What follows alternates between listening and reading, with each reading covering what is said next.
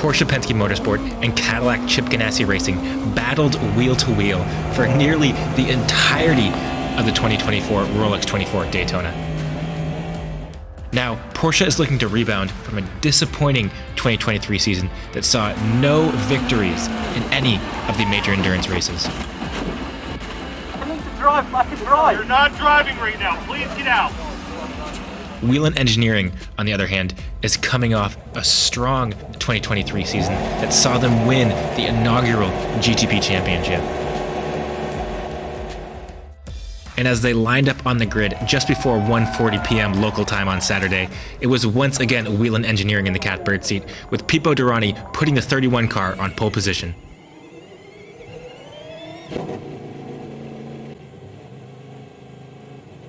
But as Pipo Derani takes the green flag, the number 6 and 7 Porsches are following closely behind. Now, unlike other endurance races, although Derani is leading into turn 1, absolutely anything can happen in the Rolex 24 at Daytona. And as hard as you push in the early segments of the race, it's essentially impossible to build a gap from the cars behind. So throughout the night, the numbers 31 and the 6 and 7 Porsches swapped the leads several times, battling wheel to wheel. But ultimately, this was just shadow boxing, because the real racing won't start until the sun rises.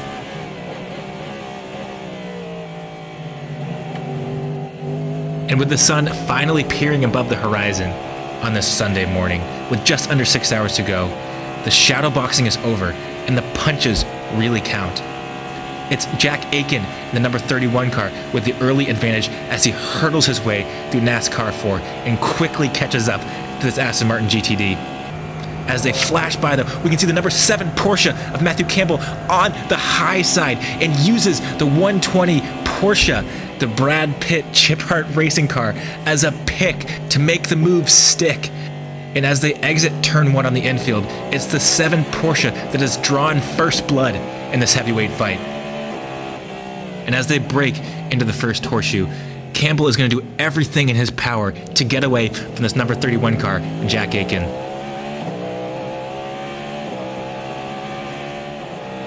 As the stint goes on, he was able to extend the gap, but the caution flag comes out and brings Jack Aiken once again within touching distance of this black stripe number 7 Porsche. Aiken follows Campbell into the pits. Oh, it nearly gets into the back of him as he tries to take every advantage possible under the safety car to get back ahead. This caution has also brought the number 6 Porsche of our friend Kevin Estre back into the mix, though. And the 3 leading cars, the number 7, the number 31, and the number 6, all pit at nearly the same time. With the tires done, the crew is ready to send Jack Aiken back on his way with those freezing cold tires. But the number 7 car just beats the 31 out. Kevin Estre following closely behind, probably with the Jaws theme song playing in his head. Jack Aiken, though, is fixated on the rear of Felipe Nasr's car as he weaves his way to the green flag. This is a new strategy they use. I'm not a huge fan of it, but every driver seems to do it now. And Nasr is hard on the throttle, so is Aiken, following just behind, trying to get into the draft of that number 7 black stripe Porsche. And as he screams his way across the start-finish line, Aiken will look to once again bring the advantage back to the 31 crew and take that lead back away from Felipe Nasr. Through turn 1, he is following closely behind, but Estre is on the charge and breaks late into the International Horseshoe, closing in on Jack Aiken. His teammate may be in the lead, but you know that Estre wants this race win all for himself. And as they catch the GT traffic, this could be Estre's chance to get ahead of the 31 car as Aiken dips and dives behind these GTD cars, trying to get even a tiny advantage from their draft. Estre follows closely behind with his camera rattling around at these high speeds. He brakes late as they come off the high banks. Estre goes around the Turner BMW. Aiken now making his way past the 70 McLaren ahead. Estre squeezes his way between the pit wall and the GTD car, braking late, trying to get a better line as the Lamborghini in front makes a mistake that compromises Aiken's exit. Estra has the overlap. Aiken goes to the left, the Lamborghini goes to the right, and Estra goes onto the grass to try to make the pass stick, but not quite. Estra now throwing caution to the wind in the battle for the victory of the 24 Hours of Daytona. Through the second horseshoe, Aiken once again finding himself behind GTD traffic, and this will allow Estra to close in once again. And as they come back onto the high banks, Aiken puts the throttle to the floor one more time, screaming his way past these slower GT cars. And if we look further ahead, we can see these two GTD Ferraris that Aiken is going to be stuck behind through the chicane. And one Ferrari looks to make a pass on the other one. Estra closes in as Aiken tries to build a gap to get a better exit. He gets hard on the throttle as a Ferrari kicks up dust through the exit. Aiken makes his way around, but Estra is now firmly in the draft of this number 31 car as Aiken once again dips behind that new Corvette, dips behind the Mercedes as well, trying to break the draft as he moves to the left on Kevin Estra, but he is now a sitting duck. Kevin pops to the right-hand side with Aiken taking the inside line. Estra on the high side brakes late, but Aiken brakes later and holds position on the number 6 car, bending but not braking under the immense pressure. Into the International Horseshoe, Estra looks to the inside, Aiken defends, Estra goes on the wide line, trying to make it around the outside. He gets hard on the power, but Aiken leaves him no space on the exit as they make their way past the Iron Dame's Lamborghini. It's not surprising how challenging it is to pass on the infield in these GTP cars, with them even struggling sometimes to pass the GTDs. But what was surprising in this race is how challenging it actually was for the GTP cars to pass one another on the high banks.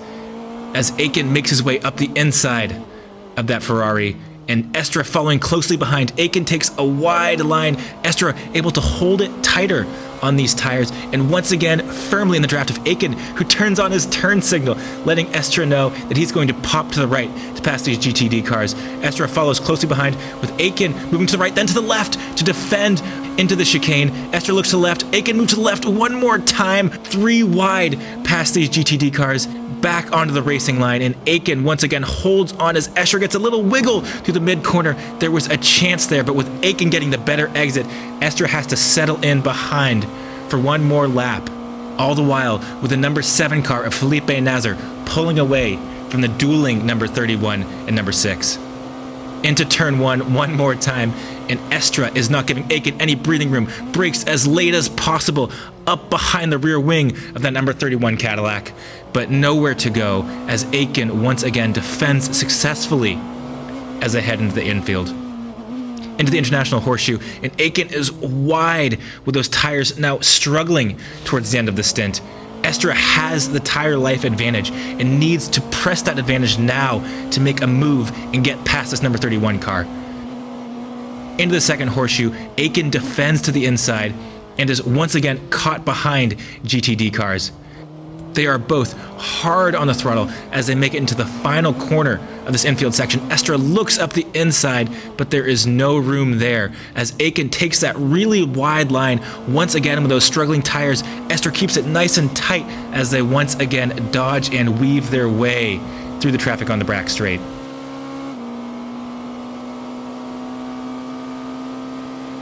This battle between Estra and Aiken turning out to be an incredible duel between two equally matched drivers and cars.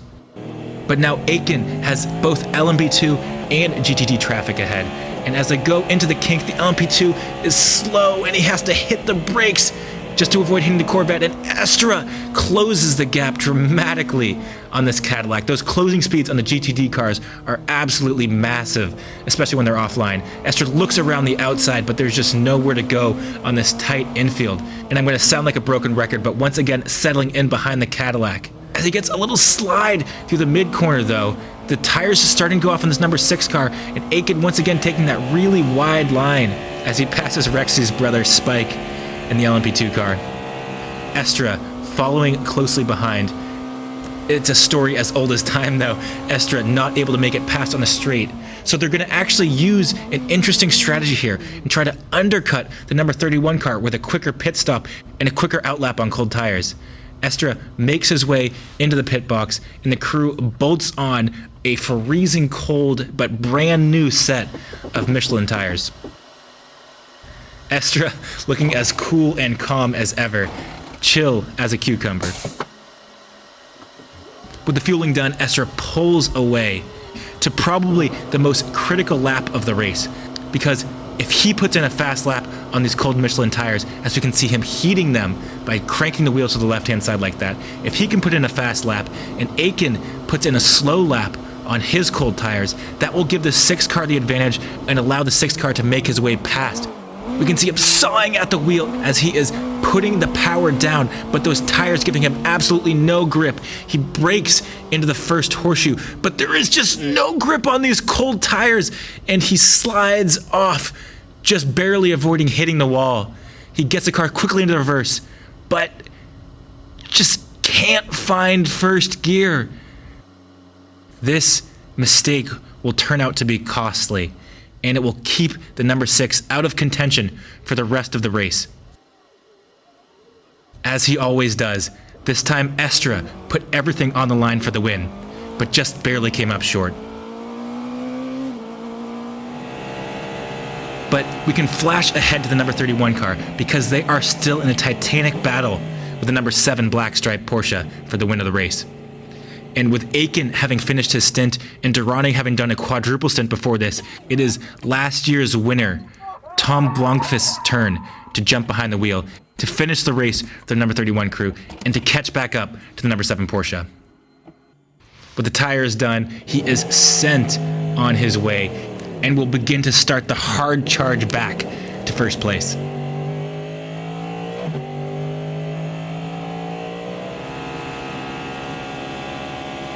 And with just under an hour and a half to go, we can now see the number 7 Porsche of Felipe Nasr directly ahead, with Tom Blomqvist having spent the past hour and a half closing down this 15-second gap into less than a second gap. And as he makes his way past the number 62 Risi Ferrari, Blomqvist is caught behind the Iron Dames Lamborghini, and the race for the win is on. Blomqvist gets hard on the power, as we can see Nasr now struggling coming out of the corners, with Blomqvist having the advantage under traction. Into the International Horseshoe, and Blomqvist once again closes the gap, with Nasr running wide as his Porsche is running out of grip, and Blomqvist is able to hold a tighter line on the exit, getting on the power and closing that gap once again on Felipe Nasr.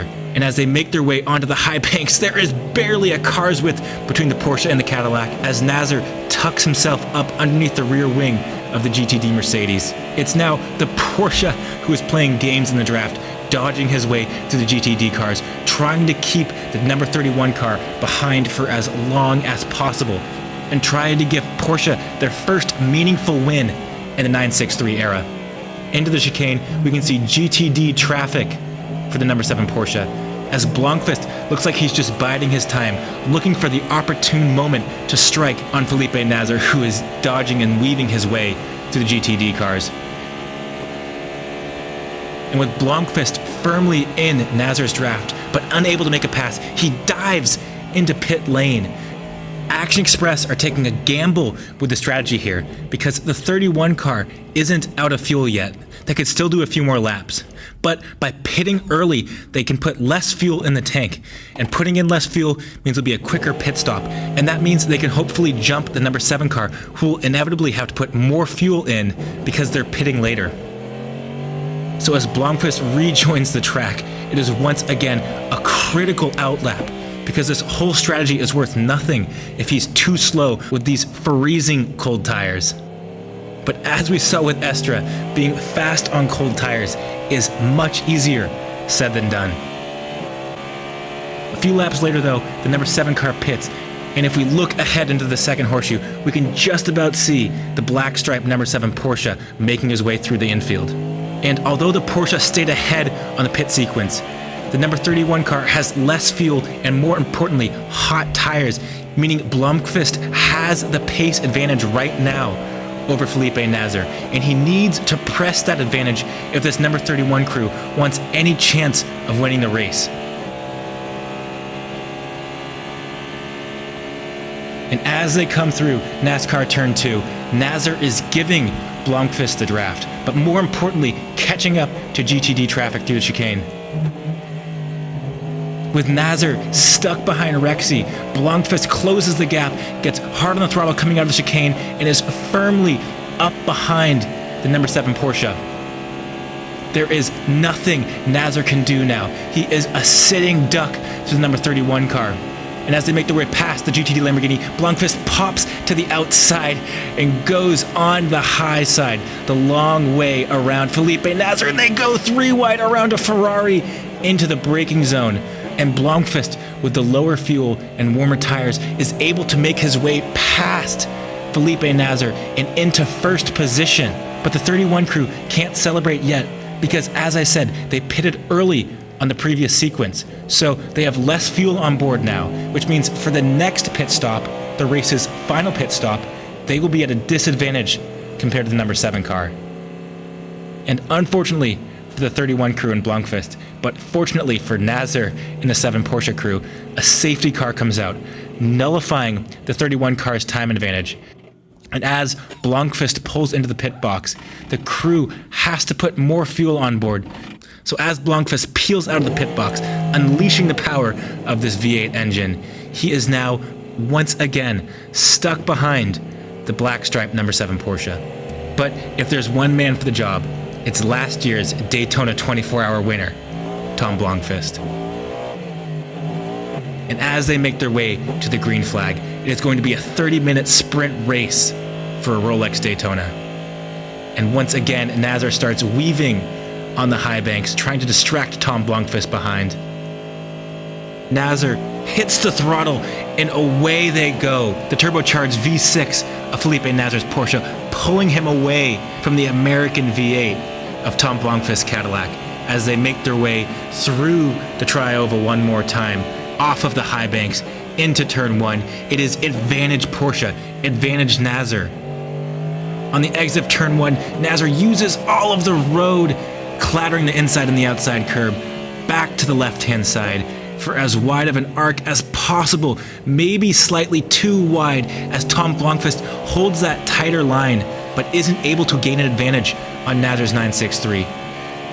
Through the kink, Blomqvist absolutely flat out, both of them braking absolutely as late as possible into the second horseshoe, with Blomqvist once again taking a tighter line, but Nasr able to carry good momentum on that wide line and uses all of the road on the exit. Nasr is leaving absolutely nothing on the table as he takes a really wide exit onto the high banks and just barely a paper's width between himself and the wall as they once again make their way through the tri-oval.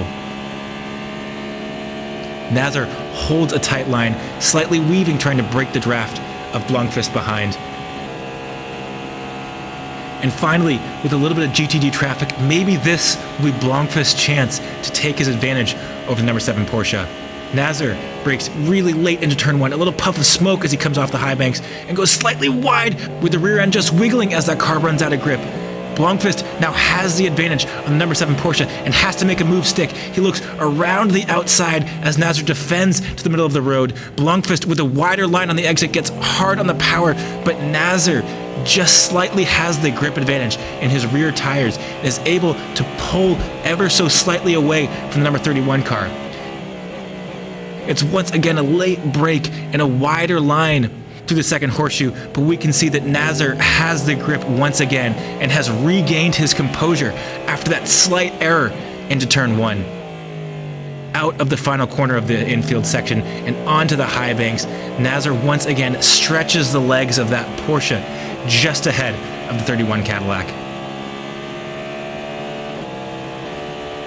And fortunately for Nasr and the entire Porsche crew, that one mistake was Blomqvist's final chance, and with 1 minute and 35 seconds left on the clock, Nasr takes the flag to win the Daytona 24 Hours for Porsche. A momentous victory for the German brand, and a statement that the Porsche 963 will be a true contender in both IMSA and in WEC. in 2024. Anyways, if you guys made it this far, I want to thank you so much for watching. I really appreciate all of your love and support, and I really appreciate you guys. 2024 is going to be a phenomenal season, and I am already counting down the days until the next race.